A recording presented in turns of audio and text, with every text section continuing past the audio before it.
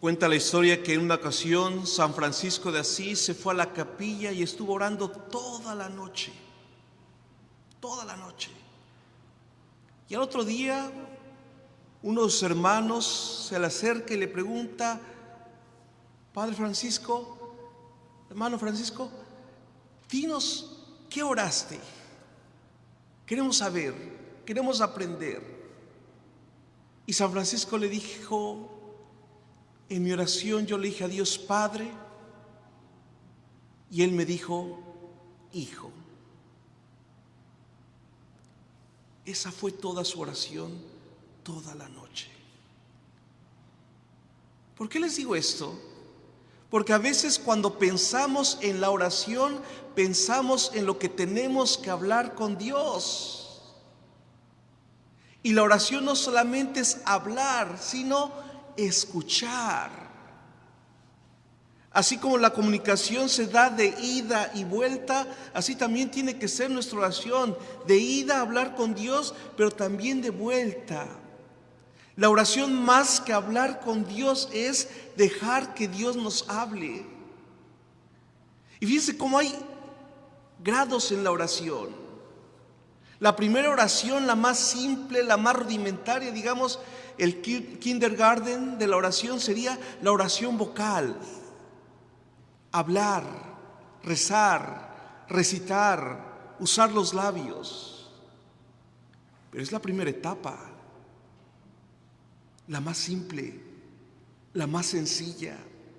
La segunda etapa sería la meditación, sería el activar el entendimiento, la voluntad a Dios para unirnos con Él. Y la tercera etapa, la que hizo San Francisco, es la contemplación. Estar en la presencia de Dios y dejar que Él nos hable. Evidentemente es todo una escuela esto. Vamos a pedir que en un momento llegamos aquí en la noche frente al Santísimo y nos quedamos al otro día esperando que Dios nos hable. No, es una escuela, es un aprendizaje. Hoy Jesús nos lo dice el Evangelio: cuando hagan oración, no hablen mucho. Y como a veces en las escuelas, en las iglesias protestantes, y a veces tendemos a imitarlo eso, son un tipo de oración: hablar, hablar, hablar, o yo ordeno, yo mando, yo decreto. Y así no es el estilo de Jesús. Ustedes cuando oren no hablen mucho como los paganos, que se imaginan que a fuerza de mucho hablar serán escuchados. A veces queremos orar, pedimos a Dios como si quisiéramos arrancarle de su voluntad lo que necesitamos. Dice Jesús: su Padre sabe lo que les hace falta antes de que se los pidan. Entonces viene la pregunta: ¿para qué le pido a Dios si Él ya sabe lo que yo necesito? Para prepararte a recibir lo que Dios te quiere dar. Y Jesús entonces nos pone el modelo de oración, que es el Padre Nuestro.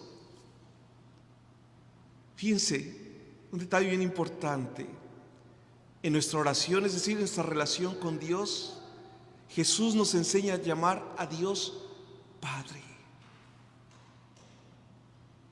Jesús no llama a Dios por su nombre. Dice: santificado sea tu nombre. Pero esencialmente a Dios le llamamos Padre.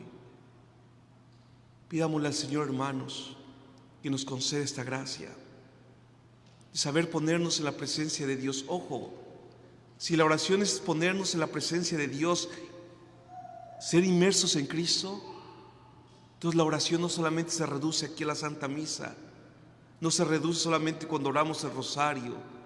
La oración tiene que ser todo el día.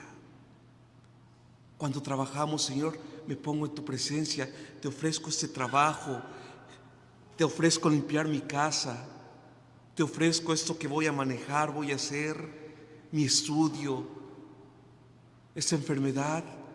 Y entonces vivimos inmersos en Cristo, en la presencia de Dios, y hacemos de nuestra vida una oración. Eso es lo más importante, hermanos, hacer de nuestra vida una oración. Que así sea.